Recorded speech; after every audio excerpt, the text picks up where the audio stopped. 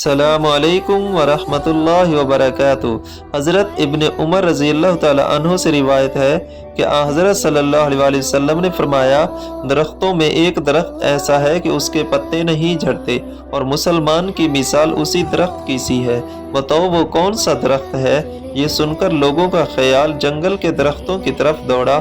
عبداللہ رضی اللہ تعالی عنہ نے کہا، میرے دل میں آیا کہ وہ کھجور کا درخت ہے، مگر میں اپنی کم سنی کی شرم سے نہ بولا۔